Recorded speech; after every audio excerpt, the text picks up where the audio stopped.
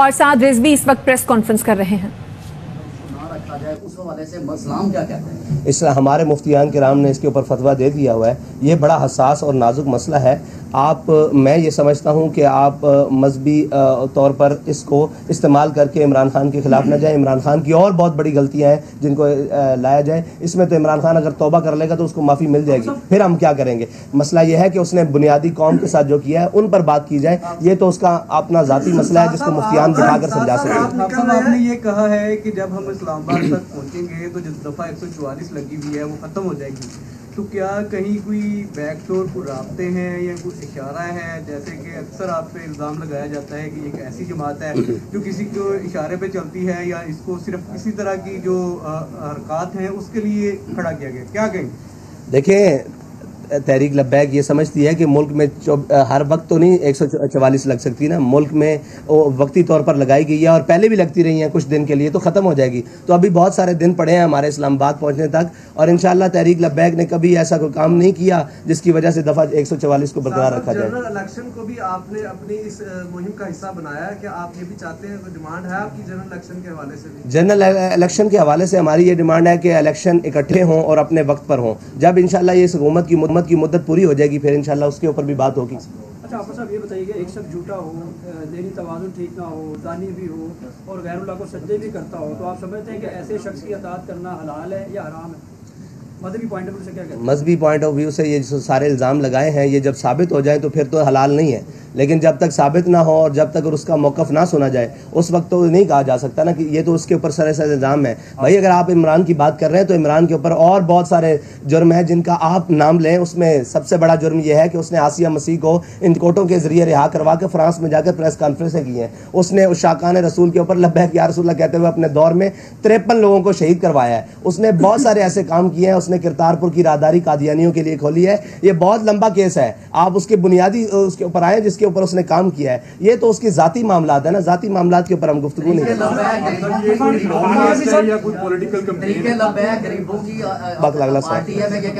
महंगाई के हवाले से, पेट्रोलियम के हवाले से सारा काम किया, उसके तराजू पे लोगों को गिरफ्तारी करनी पड़ी। आपको क्या लग रहा है ये मकाफाती अमल नहीं है कि जब पीटीआई की हुकूमत थी उन्होंने भी ऐसी सियासी जमातों के साथ इस तरह किया था, उनके साथ इसी तरह? जी बिल्कुल, ये मकाफाती अमल भी है और ये उनकी सियासी गलतियां भी हैं जिनका उनको खमियाजा हर तौर पर भुगतना पड़ेगा कि उन्होंने अपने कौम के बच्चों के साथ क्या किया। उस वक्त भी हमने कहा था कि तिलकल अय्याम नुदाविलुहा बैनन नास, अल्लाह ताला लोगों के दरमियान दिन फेर देता है। जिस चीज़ का जिस बात का इल्ज़ाम उन्होंने हम पर लगाया, ये फौज मुखालिफ मुखालिफ हैं, ये अमेरिका से फंडिंग ले रहे हैं, वो कौन सा इल्ज़ाम बचा है जो इनके ऊपर नहीं आ रहा। तो इक़्तिदार में रहने वालों को आज भी हम जो इक़्तिदार में उनको भी कह रहे हैं कि भाई आप भी ख्याल से चलो, कल ये दिन आपके ऊपर भी आ सकते हैं। हम तो 5 मरतबा भुगत चुके हैं। कौन सा काम से अब्रप्टली हो गया है? महंगाई तो बड़ी देर से चल रही है, पीडीएम के दौर में भी चल रही है, इमरान खान के दौर में भी चल रही है। कौन सा काम हो गया कि आपने लॉन्ग मार्च का ऐलान कर दिया, वो भी कराची से? भाई हमने तो इसका ऐलान पहले 3 महीने से तैयारी की है और सबसे पहले हमने शटर डाउन की आपको बताया कॉल दी है और ये साफ ज़ाहिर है काम हो नहीं गया। पेट्रोल की कीमत जो 2 गुना से भी ज़्यादा बढ़ गई है, बिजली के जी नहीं, ये तो मजाक है ना कौम के साथ के मतलब 30 रुपये 25 रुपये बढ़ाकर 12 रुपये कम कर देना, 20 रुपये बढ़ाकर 10 रुपये कम कर देना। 12 फरवरी को जब हमने ऐलान किया था उस वक्त पेट्रोल की कीमत 249 रुपये थी, आज 270 रुपये है। आप ये देखें, ये कौम के साथ मजाक है। और इसी तरह डीजल की कीमत उस वक्त आज से 10 या 15 रुपये कम थी, जो इन्होंने बैक वक्त 30 रुपये कम किया है। तो ये तो कौम के साथ मजाक है कि कोई एहतजाज के लिए निकले तो आप फ़ौरन 10 रुपये 5 रुपये कम कर दें और जब कोई ना बोले तो आप 15-20 रुपये बढ़ा दें। अच्छा हाफिज़ साहब, ये बताइएगा, कौम की बेटियों को तो सड़कों पर लाया जा रहा है जबकि खुद अपनी जो बीवी है उनको 7 पर्दों में अदालत में लाया जा रहा है। ये तो कौम को सोचना चाहिए ना, ये कौम को सोचना चाहिए कि उनकी सर इस पे क्या कहते हैं आप? पुराने जो दौर था पीटीआई का, उस दौर में अपनी जगह फ्रांस के वाक़े को करना किया, उसके बाद वाक़ई हुए, इंडिया में वाक़ हुआ और दीगर भी वाक़ हुए, सूडान में वाक़ हुए। उस तरह धरने नहीं दिए गए, उसके सिर्फ प्रेस रिलीज तक जो है ना आप लोगों ने कोई जारी की। तो क्या वजूहत थी कि उस वक्त उस तरह की जो है वो मुदावत नहीं की गई? इसकी मैं कई दफ़ा जवाब दे चुका हूँ कि फ़्रांस के ख़िलाफ़ हमारा एहतजाज इसलिए था और उसके सफ़ीर की मुल्क बदरी इसलिए था कि वो वहाँ गुस्ताखी रियासती सतह पर हुई है।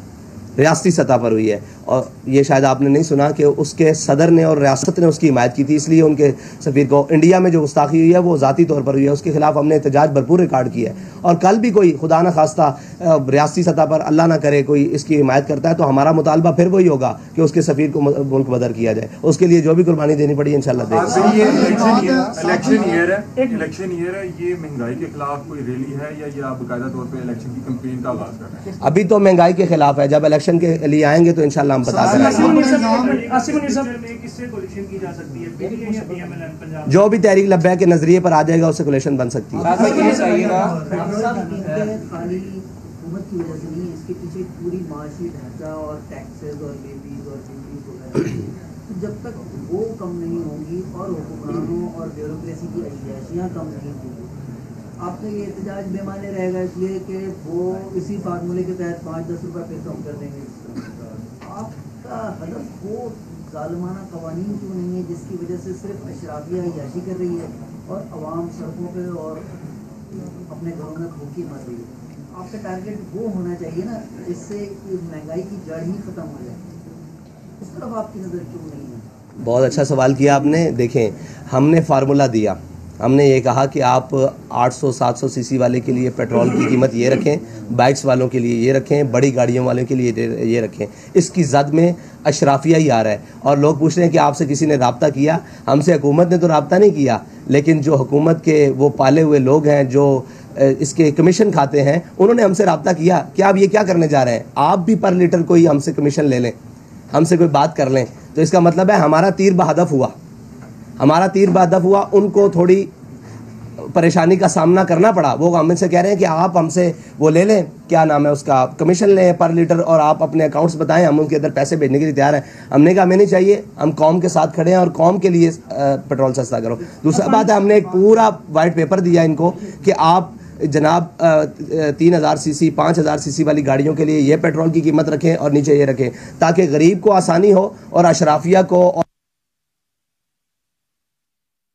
मुल्क में मुफ्त चीज़ें इस्तेमाल कर रहे हैं उनके लिए ये कीमतें रखें और उनको ये टैक्सेस लगाएं ताकि उनको पता लगे कि इसकी कौम को कीमत क्या देनी पड़ती है। समझते हैं कि आपको मार्च की इजाजत मिल जाएगी, जबकि हालात इतने नाजुक हो गए हैं। लाहौर में ज़मान पार्क को बंद किया है, लाहौर वाले परेशान हैं।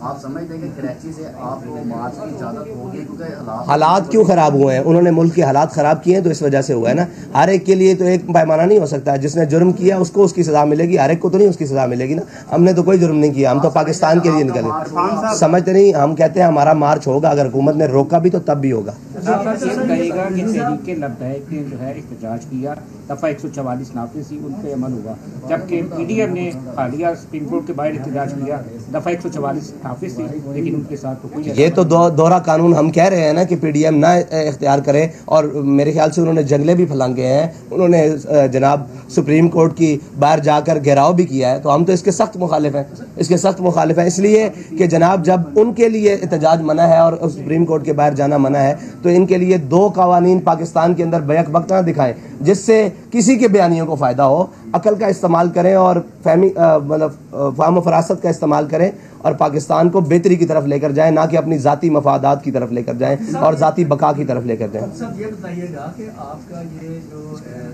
मार्च है ये कराची से 22 को शुरू होगा और कब पहुंचेगा, कितने दिनों में इस्लामाबाद पहुंचेगा, और दूसरा ये भी बता दीजिएगा कि ये आगे जो धरने की शक्ल भी इख्तियार कर सकता है, कितने दिन का शेड्यूल इसका बता। जी, हमारा रूट प्लान मौजूद है, वो आपको दे दिया जाएगा सोशल मीडिया और मीडिया के जरिए भी, और पेपर्स में भी इंशाल्लाह रूट प्लान वो सारी चीज़ें हैं GT रोड के थ्रू आ रहे हैं। और दूसरी बात है कि